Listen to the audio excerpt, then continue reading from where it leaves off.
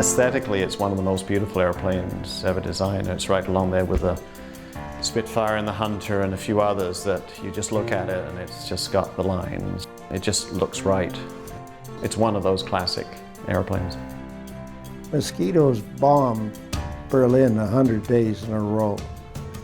What other aircraft would do that? Just about any job you wanted to get done, you could do. And remarkably, you could do that job with just 2 people. There were so many planes that had crews of 8 or 10 that were getting shot down in huge numbers and many people dying. The Mosquito, it's arguable, could have done a lot of that work if there had been enough of them with putting so few people at risk. Mosquito was unique in as much as it adapted to so many roles, and we flew it under so many different circumstances, from ice cold to tropical heat. It was used for photo reconnaissance, fighting, bombing. It was used for intruder mission. It could fly very low at high speed and surprise enemy installations without warning. Could carry as much as the American B-17, the 4-engined American plane, and it could go twice as fast, so it could make 2 trips when the B-17 was only making 1. Mosquito became known also as the Gestapo hunter. So they used specific Mosquito squadrons to hit the Gestapo headquarters all over Europe. So they had a tremendous reputation. The Mosquito was also used at sea, but it was used to sink submarines or attack with rockets, cannon fire, or machine gun fire enemy shipping.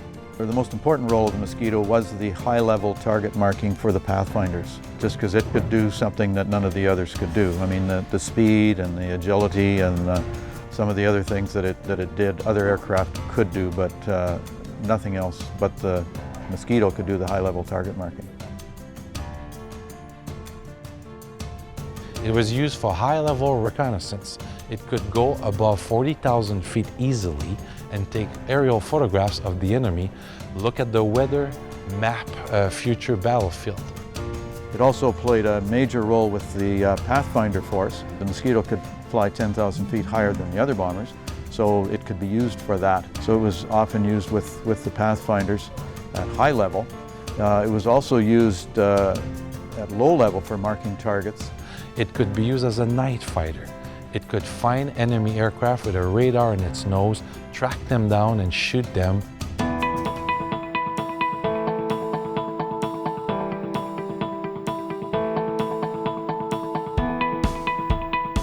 I think it had a huge impact because, towards the end of the war, if the war would have been continued, I think you would have seen the Mosquito being the primary bomber, and they would have stepped away from the heavy bomber, because the aircraft was capable of delivering a heavy payload with a high accuracy.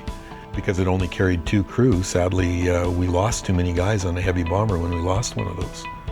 And for this airplane, it seemed to be production was ramping up rather than down towards the end of the war.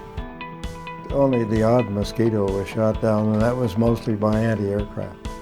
Fewer by far than the bomber stream. We lost a third compared to 50%. with a crew of 2 instead of 7 or 8. The Mosquito had the lowest loss rate of any Allied bomber during World War II. As spectacular as its performance was, it turned out to be one of the safest airplanes. Mosquito, of course, was built as a bomber, so after World War II, there wasn't a lot of call for bomber airplanes. A lot of them got distributed to countries after World War II, to the Middle East and to the Scandinavian countries and that sort of thing. But there wasn't a war to fight. Most airplanes spend their lives outdoors, and of course, being a wooden airplane, they're gonna rot pretty quickly. They're gonna fall apart. Over 7,700 airplanes built, Mosquitoes, during and after World War II. By the year 2015 now, we're down to about 30. They simply disappeared.